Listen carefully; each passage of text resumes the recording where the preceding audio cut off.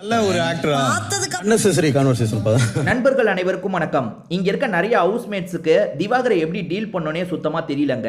Deal பண்ணனா எப்படி deal பண்ணனும் அரோரா டீல் பண்றாங்க பாத்தீங்களா? அவர் ஏதாவது பேசினா பேசிட்டு சைலண்டா அங்க இருந்து கிளம்புறது. இவ்வளவுதாங்க பண்ணணும். பிரவீன் காந்தியும் அதே விஷயம் தான் பண்ணாரு. அவர் எது சொன்னாலும் சரின்ற மாதிரி கேட்டுட்டு அமைதியா அங்க இருந்து போயிட்டாரு.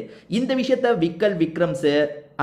விக்கல்ஸ் விக்ரம் இவங்கெல்லாம் கரெக்டாக பண்ணுறாங்க. ஆனால் மற்றவங்க அதில் தான் கோட்டை விடுறாங்க. இந்த பிரவீன்ராஜ் வேணுன்ட்டே இவர்கிட்ட வம்பு இழுத்துட்டு இருக்காரு. இப்போ கமருதீன் இருக்காருல, வேணுன்ட்டே இவர்கிட்ட பேசிட்டு இருக்காருங்க. அவர் பண்ணுறது ஆக்டிங்கே இல்லை, அவருக்கு ஆக்டிங்கே பண்ண தெரியலன்றது எல்லாருக்குமே தெரியும். அதாவது அவரை பார்த்துட்டு இருக்க எல்லாருக்குமே தெரியும். நான் வெளியே பத்திரிகையாளர்லாம் கேள்வி கேட்டாங்கல்ல, அந்த மாதிரி ஆக்டிங்கை பற்றி உங்களுக்கு என்ன தெரியும், என்ன மாதிரி நடிக்க முடியுமா, வந்து நடிச்சு காட்டுறீங்களா வாங்கன்ற மாதிரிலாம் சொல்லிட்டு இருக்காரு. அங்கே இருக்க சிலர் கூட சொல்கிறாங்க, இதெல்லாம் தேவையில்லாதது, அமைதியாரு, விடுன்ற மாதிரி சொல்றாங்க. ஆனா இந்த கமருதீன் கேட்க மாட்டாரு. கொஞ்சம் அவரை கிண்டல் பண்ற மாதிரிலாம் பண்ணிட்டு இருக்காரு. நீங்க பண்றதுக்கு பேர் ஆக்டிங்கே இல்ல, நீங்க பண்றது ஆக்டிங்னா அப்ப நாங்க பண்றது என்ன, இந்த மாதிரி ஆக்டர் எல்லாம் சொல்லி சுத்திட்டு இருக்காதீங்க, என்னென்னமோ பேசிக்கிட்டே இருக்காருங்க.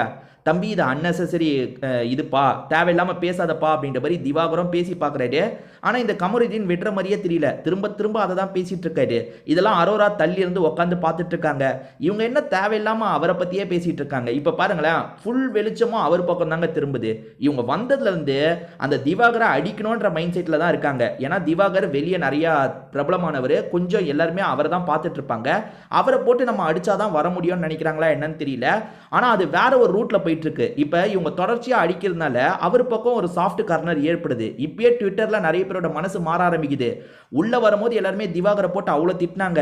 இப்ப திவாகர் பாவம்னு பேச ஆரம்பிச்சிட்டாங்க. இன்னும் கொஞ்ச நாள் இப்படியே போச்சுன்னா திவாகர் நல்ல பேர்லாம் வாங்க ஆரம்பிச்சிருவாரு. அது ஹவுஸ்மேட்ஸுக்கு தான் பிரச்சனை.